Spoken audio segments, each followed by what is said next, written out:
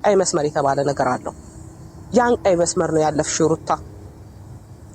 ምኑ ጋ ነው ቀይ መስመር ያለፍሽ? ጠይቄሽ ነበር ካስታወሽ፣ በውስጥ ብዙ ብዬሻለሁ። እሱን አውርቼ ተመልሼ የሆነ ነገር አድርገሽ ከሆነ ልክ አይደለም ብዬ ብዙ ነገር አውርቼሻለሁ። ታውቂያለሽ እንዳወራውሽ ሚዲያ ላይ ስላወራው አይደለም። መጀመሪያ ብዙ ተጉዤ ነው ከዛ ሚዲያ ላይ የምመጣው እኔ በነገራችን ላይ እና አውርቼሽ ግን በጭራሽ ነው ያልሽኝ። ዋሸሽኝ።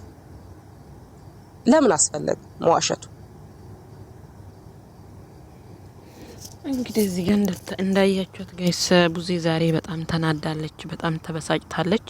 እውነት ለመናገር ቡዜ ትክክል ናት ማለት እህቱ ስለሆነች አይደለም ሁሉም ሰው እየተናገረ ያለው ወይ ደግሞ በጣም እየተጨነቀበት ያለው ስለ አብርሽ ፋይል መያዝ ነው። ሩታ እንግዲህ ፋይል ይዛ ነው አብርሽን እያስፈራራች ያለችው።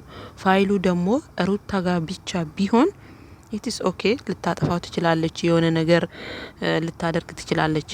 ኦልሬዲ ፋይሉ ሚዲያ ላይ አልወጣም። ነገር ግን ዳኒ ጋር ደረሰ ማለት አለቀለት አብርሽ ማለት ነው። ገባችሁ? ዳኒ ማለት የሰው እባብ ነው። እውነት ለመናገር የሆነ ነገር ሲያይ የሆነ ነገር ይመስላል፣ የሆነ ነገርም ሲያይ የሆነ ነገር ይመስላልና ብቻ ፋይሉ ዳኒ ጋር መድረስ የለበትም። ባጭሩ ፋይል ከያዘችበት ይዛበታለች። ነገር ግን ትልቁ ስህተት ምን ቦታ ነው? ለዳኒ ሼር ማድረጓ ነው። ዛሬን ድረስ ትላንትና ማታም ሄርሜላ ጋር ወስዶ ሲያሳያት ነበረ። ዛሬም ደግሞ የቱ ጋ ነው? ቴሌግራም ነው? ኢንስታግራም፣ ቲክቶክ ነው? ምንድነሽ እያለ ያስፈራራዋል ልጁ ማለት ነው። ይሄ ልጅ በዚህ አጋጣሚ የሆነ ነገር ራሱን ቢያደርግ ራሱ ላይ የሆነ ነገር ቢፈጥር አብርሽ አድርገውና ሰይጣን ቢያሳስተው ማን ነው ተጠያቂ?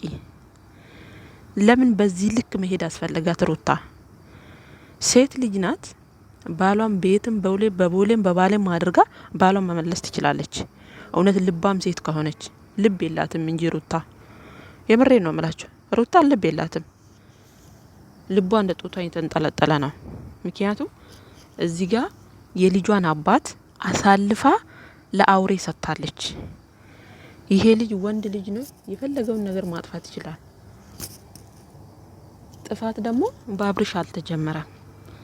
ስንቱ ነው አልጋ እየተጋፈፈ እንኳን ተይዞ ባባልና ሚስት መሀል ይቅርታ ተደራርገው የሚኖሩት? ስንቱ ነው አይን ጠፍቶ እጅ ተሰብሮ ምን ተብሎ ምን ነው ድሮ የእናት አያቶቻችን የቅድመ አያቶቻችን ያለፉበትን እኮ ታሪካቸውን እኮ እንሰማለን አይደል እንዴ? ስለዚህ ይሄ ልጅ የሰው ነፍስ አላጠፋ፣ አልጋ ሲጋፈፍ አላየችው። እቺ ልጅ እሱ ፈልጎ ሳይሆን እሷ ስለፈለገችውና ስለተንጠለጠለችበት ብቻ በንዴትና በእልህ አደረገ። ከዛ በኋላ ስንትና ስንት ጊዜ ይቅርታ ጠይቃት አልቀበልም አለች፣ ሞቼ ይገኛለሁ አለች። ከዛ በኋላ ደግሞ ቤተሰቦቹ እስከ ዛሬ ድረስ ትላንትና ሩታ ፋይል እስክትይዝበት ድረስ ቡዜና ወንድሙ እንደ ተከተሏት ነው፣ እንደ ለመኗት ነው። አሻፈረኝ ብላ ፋይል መያዝ ሲጀመር ሩታ እኮ ክብር የላትም። እውነት ለመናገር ክብር የላትም፣ ክብርም አይወድላትም። ክብር ቢኖራትማ የቤተሰቦቿን ለቤተሰቦቿ ራሱ ክብር እንትን ይትል ነበረ። ለምን ቤተሰቦቿን እንኳን አታከብርም ሩታ? እውነት ለመናገር የሰው ፍቅር አላት፣ የሰው መውደድ አላት። ግን እሷ ክብር የላትም ለሰው።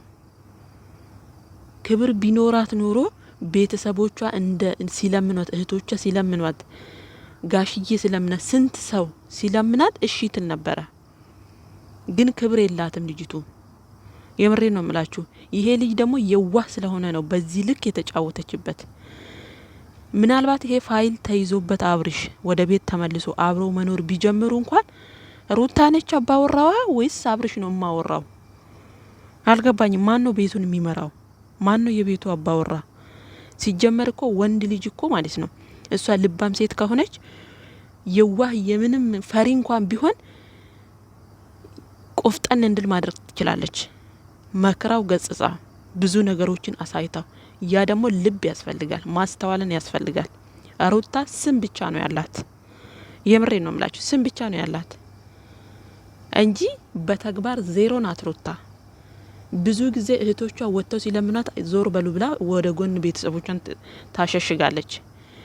እናቷ ሳትቀር እንኳን ሚዲያ ላይ ወጥታ እንደዛ ስትል ዞር በሉ ብላ ታሸሽጋለች በውስጥ። አስባችሁታል?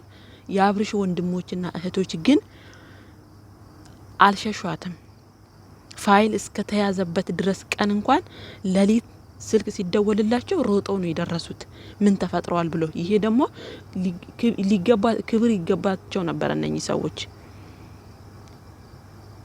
ልክ ነፍስ ገዳይ ሰው እኮ ነው ያደረገችው አብርሽን። ነፍሰ ገዳይ እኮ አይደለም ጋይስ፣ የምሬን ነው የምላችሁ። ነፍሰ ገዳይ ራሱ እኮ ይቅርታ ተደራርጎ አብሮ ይቀጥላል የሰው ልጅ። ስንት ነገር ህይወት፣ መቼም ከህይወት የበለጠ ምንም ነገር የለም በዚች ምድር ላይ ስንኖር ማለት ነው። ስለዚህ ይሄ ልጅ ደግሞ ወንድ ልጅ ነው። የመጣችው ሴት ነች፣ ያማለለችው ሴት ነች። ብዙ ነገሮችን አጥፍቷል። ባጠፋው ልክ ይቅርታ ጠይቋል። ይቅርታ አልቀበልም አላደርግም ማለት እኮ ምን አረመኔ ነች ነው ስለበናገር ሩታ። የምሬ ነው የምላችሁ እንዴ። በዚህ ልክ ለምን አስፈለገ? እሷ እዛ ጋር ሸሸ ገዳሚ እያለ ለማለት እኮ በጣም ፍላጎቱ አላት። ልጁ ይዟት ነው እንጂ ህፃን ስላለ ነው እንጂ። ዛሬ ደግሞ ይሄን ፋይል ከዚህ በኋላ እኮ አብርሽ አለቀለት። አብርሽ ግን በህግ መሄድ ይችላል። ፈሪ ስለሆነ የሆነ ዝምተኛ ስለሆነ ነው እንጂ አብርሽ ሁለቱንም በህግ ማስያዝ ይችላል። ለምን ፋይል አለ የሚል በጣም ብዙ ቪዲዮዎች ተራዝመዋል። ቪዲዮዎችን እነሱ ቢያጠፉ እንኳን አይጠፋም፣ ሶሻል ሚዲያ ላይ አንዴ ተሰራጭቷል። ስለዚህ በዚህ ነገር በዚህ ፋይል አብርሽ ሄርሜላ ሩታንና ዳኒ ህግ ያስጠይቃቸዋል። ልብ የለውም ልጁ፣ አብርሽም ልብ የለውም፣ ሩታም እንደዛው ናት። ትልቁ ስህተቷ ደግሞ ፋይል መያዟ። እሺ ምናልባት አስፈራርታ ባሏን ወደ ቤቷ ልትመልስ ሊሆን ይችላል። ትልቁ ስህተት የሰራችው ሩታ በህይወቷ የምትጸጸትበት ስህተት የሰራችው ፋይሉ ለዳኒ ሼር ማድረጓ ነው።